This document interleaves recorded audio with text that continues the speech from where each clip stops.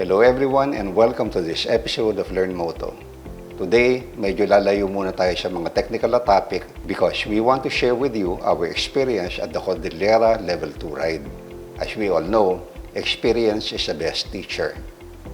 Ang Cordillera Adventure Tour ay tatlong ruta na dinevelop ng Adventure Team Philippines, the same group behind Philippine Loop. It covers practically lahat ng kalye sa Cordillera Mountain Range. Level 1 ang pinakamaiksi at pinakamadali with about 4,000 curves. Level 3 ang pinakamahaba, 11,000 curves yata. Sa tingin ko, yung level 2 yung pinakamahirap kasi yung kalye between Kabugao and Calanasan in Apayao, ginagawa pa. Maraming uphill at downhill na puro putik. Sa mga ride katulad ng level 2, nasusubukan at na-develop ang isang rider. Hindi pwede ang bulahan dito. Either dapat magaling ka na o madali kang matuto on the road. Otherwise, mahihirapan ka o baka mapahamak ka pa. Tatlo ang dahilan kung ba't sumali ako dito. Number 1, talagang hilig ko yung mahahabang motorcycle trips. Number 2, the challenge of taking on one of the toughest routes in the Cordilleras. And number 3, ito yung pinaka-importante, to apply what I have learned and to learn more. In this episode, we will share yung mga kaalaman namin na na-prove namin na tama, yung mga natutuhan namin, pati na rin yung aming pagkakamali.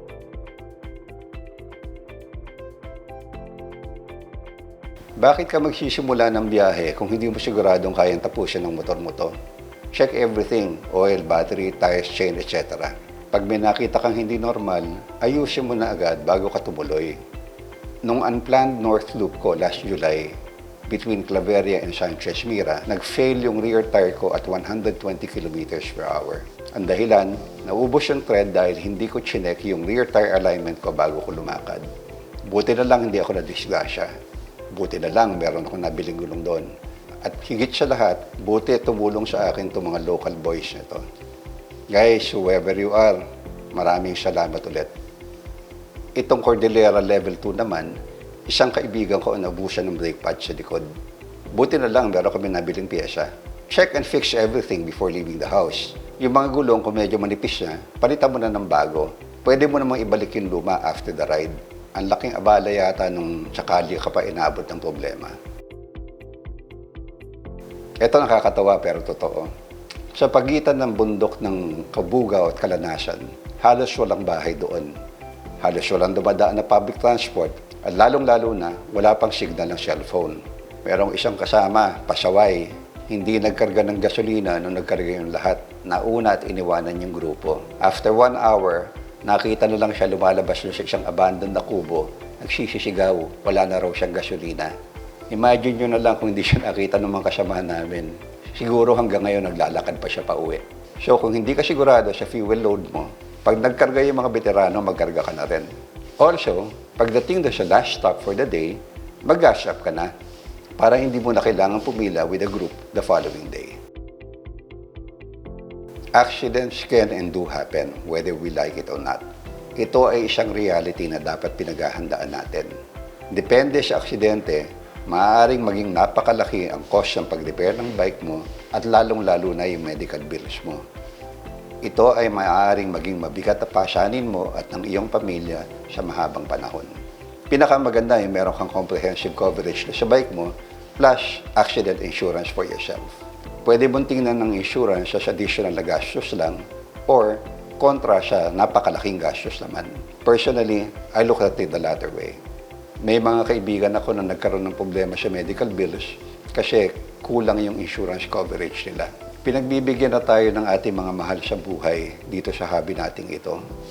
Huwag naman natin silang bigyan ng problemang pinansyal kung tayo yung maaksidente. Doon sa online Champ University ng Yamaha Champion Riding School, where I am enrolled now, meron silang binanggit doon na 7 reasons why we crash. Number 7 doon is not adapting to change. Nang magsimulang umambon about half an hour leaving Tabuk going to Conner, number 4 ako mula doon sa Spear, who was a very experienced rider. Nakabisada niya yung daan. Kasi nga group 1, syempre mas mabilis yung takbo namin from the rest. Magagaling yung mga kasabay ko. So sa kanila baliwala pa yung ambon na yon. Pero dahil ako nga ang pinakabagito sa group 1, tanggap ko yung mga limitation ko. I may have the skills, pero wala ako ng experience nila. Nung magsimulang umambon, paulit-ulit sa ulo ko yung adapt to change, adapt to change. Kaya very conservative yung ginawa kong mga linya. May kasama kaming isang foreigner na napakagaling din. Maybe dahil sanay siya sa high quality ng kalye sa kanyang bansa, hindi niya na in-anticipate na yung section na ni-repair, doon pa naman sa turning point, magiging napakadulas after konting ulan lang. Nag-low side siya about 15 meters in front of me. Buti na lang kami yung nasa likod, iba yung linya namin. Kung hindi, nagkarambola kaming apat doon. So remember this, be sensitive to changes in your bike, in your environment, and even in yourself. Kasi habang nagra-ride ka, lahat na yan may nababago dyan. Lahat tayo ay merong natural pace o yung speed na pinakakomportable tayo. Kapag tama ang speed mo, lahat napakadali. Walang ka-effort yung ride mo. You are in the zone, ika nga. Leaving Aritao on day 1, I found myself in the lead group composed of a veteran in that area dahil tiga doon siya. Number 2, a Bosch Ironman champion. And number 3, a champion in Clark. Ang bilis siyang pace sila. Although I was able to keep up with them naman, medyo hindi yun yung natural pace ko eh. So after about 20 kilometers, bumitaw na ako. When you ride faster than your natural pace, it's no longer comfortable kasi kailangan mo na mag-exert ng effort para gawin ito. Pero may natutuhan din akong bago. Pag naman palang masyadong mabagal yung takbo mo sa natural pace mo, problema din.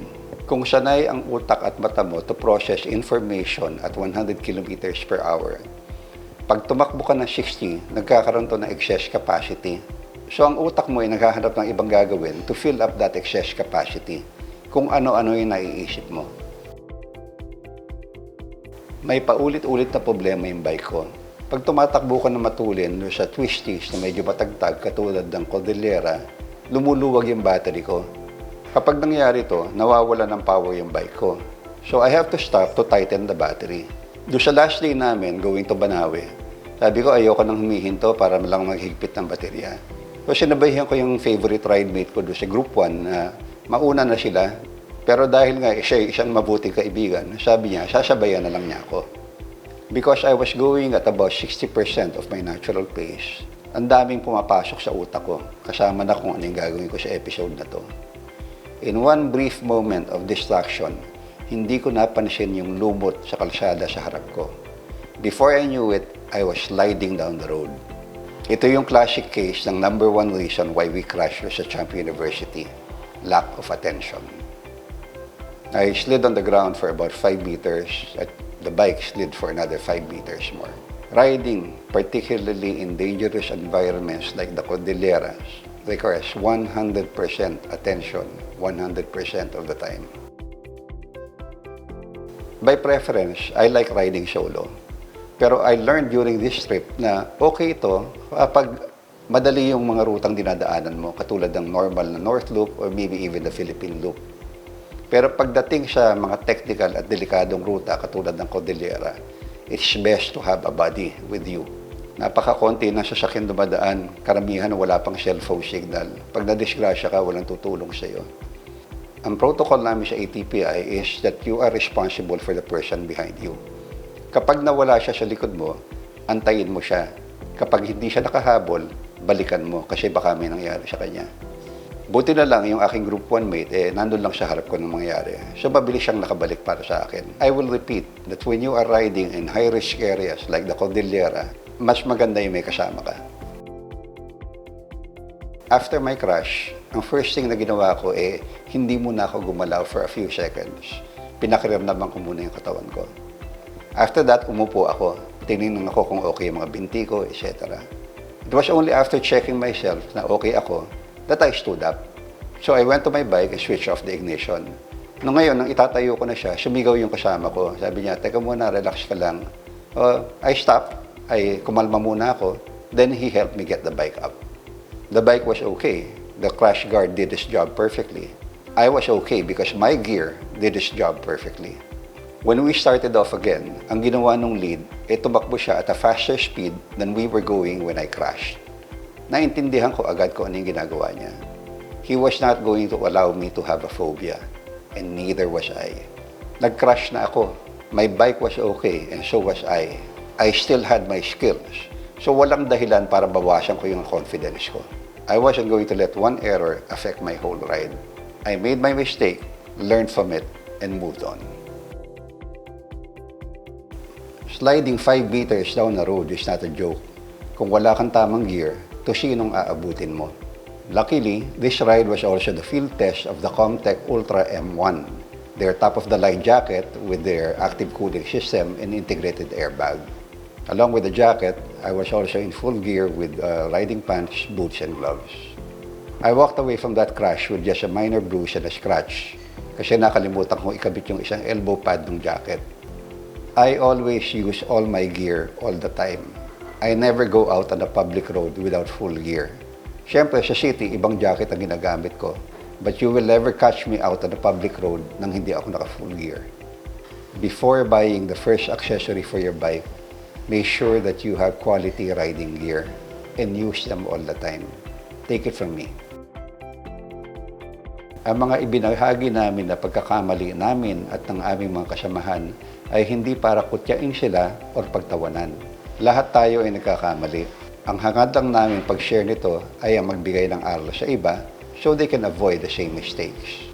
Para sa ating mga rider, wala na sigurong ibang activity na makakapagbigay sa atin ng kasiyahan na binibigay ng riding sa atin. Nobody can explain the feeling of the open road, the wind in your face, and seeing this beautiful country up close. But at the same time, we indulge in the joys of riding. We should also understand the risks at dapat paghandaan natin to by maintaining our equipment, wearing proper gear, and keeping our skill levels up. Kaya ang gusto sana namin ay lahat tayo tuloy-tuloy na mag-aral para lahat tayo ay gumaling at maging mas ligtas na rider. Smarter, better, and safer. Thank you for watching and see you again next week for Learn Moto.